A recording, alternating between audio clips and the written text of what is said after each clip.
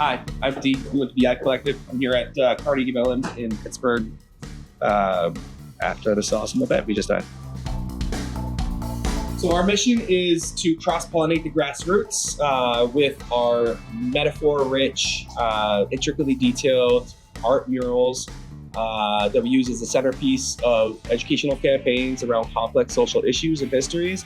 You know, we do storytelling, we do workshops, we present our art, and we hope to inspire folks to dream of a better world and take action to get there. For the first few graphics that we made, things were pretty obvious. Things were pretty, plain. Plain enough that you didn't really have to have a storyteller to explain what was going on in the art. But that all changed with this poster here. Organizers in Quebec City who are planning this massive protest there asked us to make a poster to promote the protest, but that would also explain, right, who's being impacted by food trade.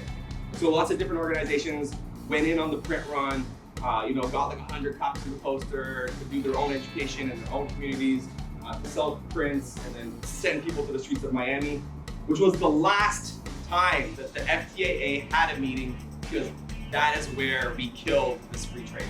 At the bottom, we have the ants, right? They've got spray paint, they've got pies to throw in the faces of the politicians and stuff. They've got bolt cutters to break through the fences, and we call them the resist ants.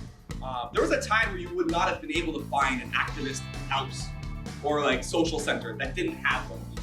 And it's talking about the drug war. We set out with the intention of making a poster about U.S. foreign policy towards Colombia and the drug war in particular. But when we got down there, right, listening to communities, they said you can't just start with the drug war. There's so much history before that needs to be told. And it's a reminder that all nation states are relics of colonialism, right? These are borders that were imposed on diverse peoples through violence. I've been involved for about a decade. One of the big things that I helped with was creating a rhyming kids book, using the Across Poles art piece, using that mural. Our story begins with the creation of coal in the ancient marshlands and the forests of old. It was clear to the people who watched from below that they'd have to rise up and resist and say no.